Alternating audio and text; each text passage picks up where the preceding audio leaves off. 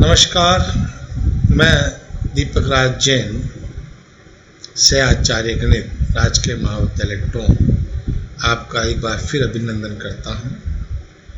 आज हम बीएससी प्रथम वर्ष में पेपर सेकंड अवकलन गणित के एक बिंदु सिंगुलर पॉइंट पर बात करेंगे।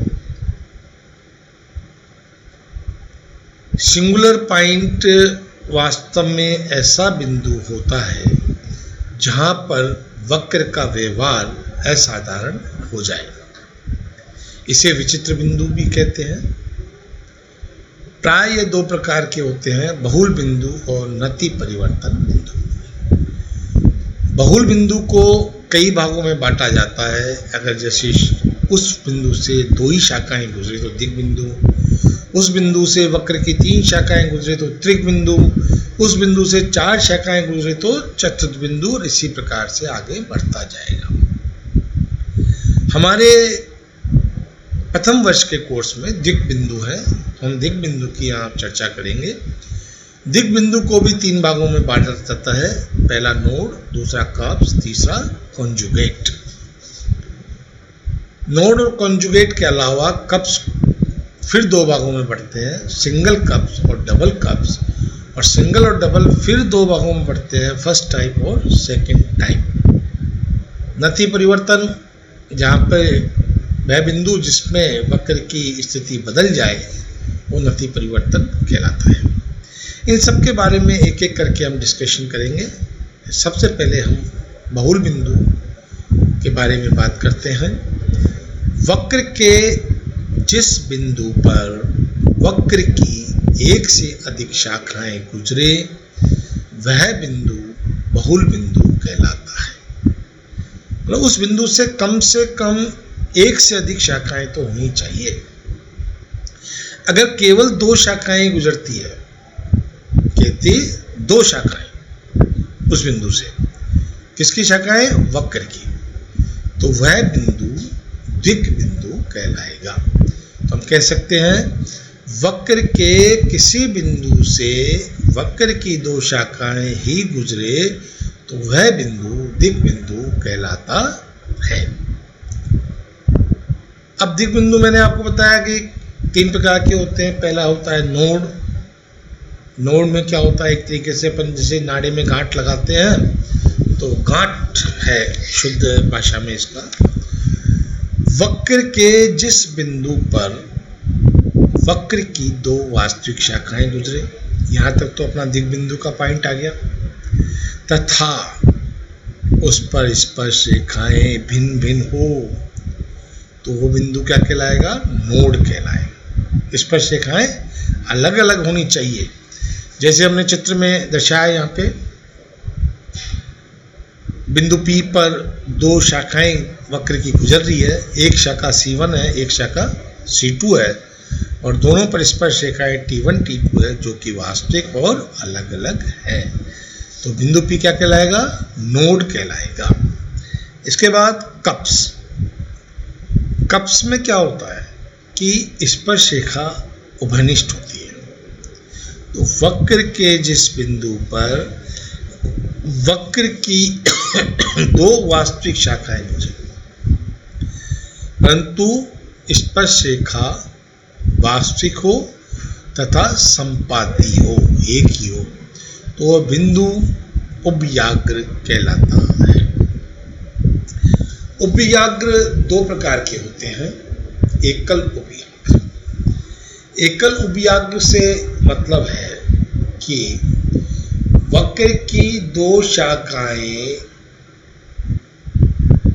जिस बिंदु से गुजरती है वो उभयाग्र है, तो वह एकल उभयाग्र होगा यदि उभयनिष्ठ अभिलंब के एक ही ओर वो दोनों शाखाएं। उभयनिष्ठ अभिलंब, स्पर्श रेखा पे जो लंब है अभिलंब, उसके एक तरफ ही अगर वो दोनों शाखाएं तो क्या कहलाएगा? एकल उभयाग्र कहलाएगा।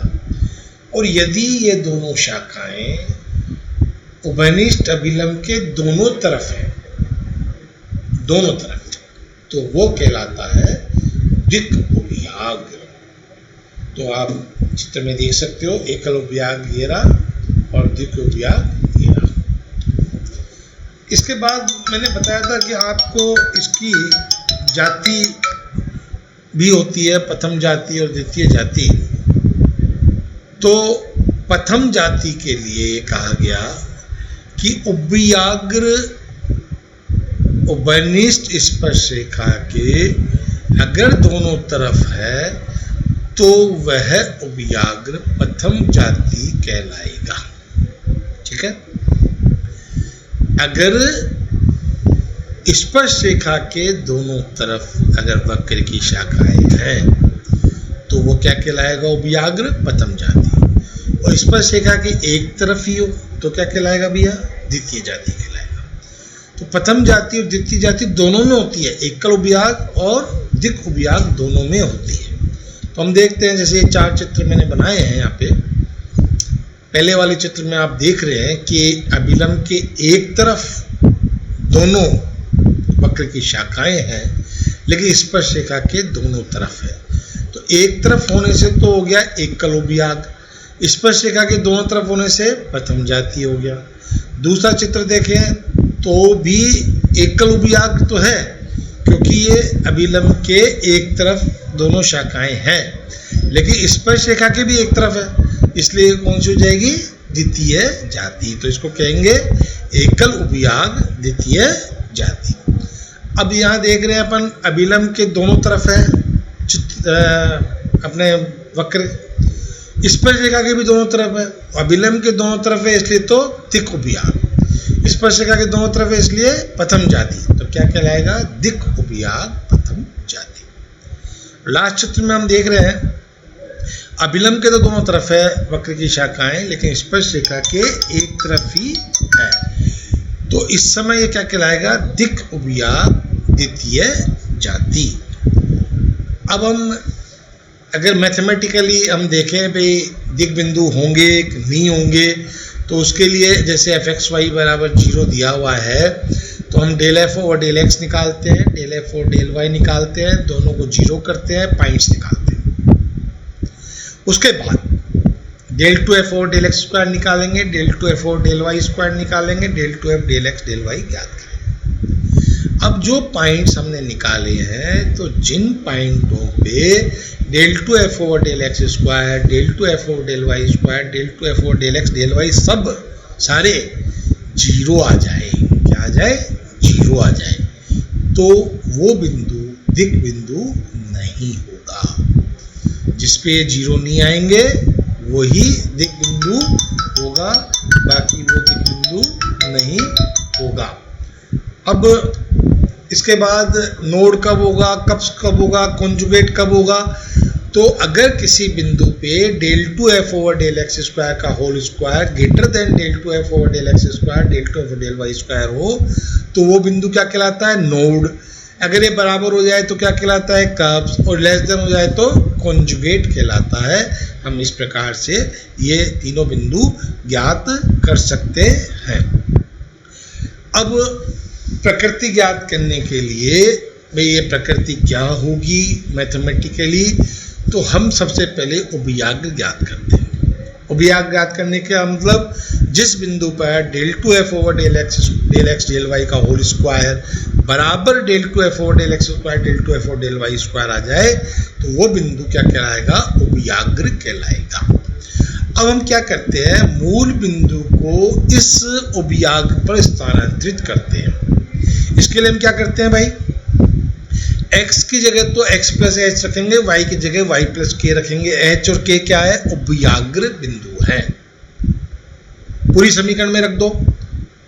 इसके बाद हम स्पर्श रेखा निकालते हैं, क्योंकि स्पर्श रेखा एक ही आनी चाहिए। अगर स्पर्श रेखा 2 आ गई तो उपयाग होगा ही नहीं।